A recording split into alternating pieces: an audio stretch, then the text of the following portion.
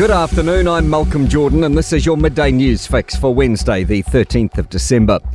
Signs of a COVID hangover in our record high net migration. Stats NZ says net migration was up 128,900 migrants in the year to October. Prime Minister Chris Luxon has called the numbers unsustainable in light of the demands it puts on housing and infrastructure.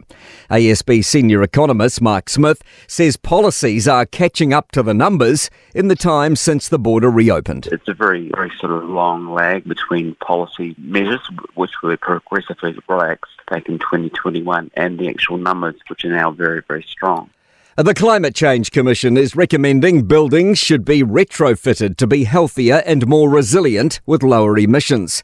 It's among 27 recommendations the Commission's made to the government to meet climate goals. Green Building Council Chief Executive Andrew Eagles says most OECD countries have large retrofit programs. What we need to move into is providing what most OECD countries have, which is energy performance certificates, so that when you go to buy or rent a home, you can see how healthy and energy efficient the home is. 2 children were sleeping in a bedroom in Point, England, whose windows were shot out early this morning.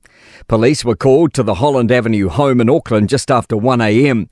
Shell casings were found on the driveway and shattered glass on the ground. One person has a minor injury from a shard of glass, and a neighbour reports a woman in the home is understandably shaken.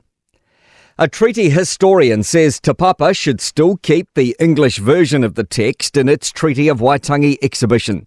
The English version was vandalised with spray paint earlier this week by a group protesting its translation and prominence. But historian Sam Carpenter says the museum shouldn't jump to remove the English text, but rather display the two together. It's probably more helpful if we start to think how we can read these texts together, rather than try and send the English text to the dustbin of history as if it wasn't relevant, because it obviously was relevant at the time. Christmas is likely to cost people more this year with less to show for it. Price Spy research shows compared with last year, prices were up every month bar June.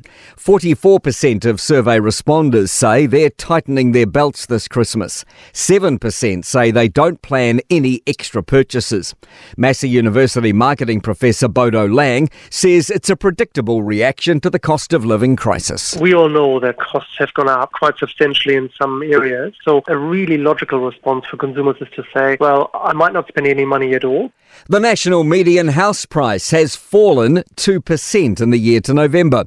The latest Real Estate Institute figures show prices in most regions have dropped in the year, with the exception of Canterbury, where they rose 5.3%. To sport. 2-time Grand Slam tennis champion Simona Halep has been given an appeal hearing date from February 7 to 9 at the Court of Arbitration for Sport to challenge her 4-year doping ban.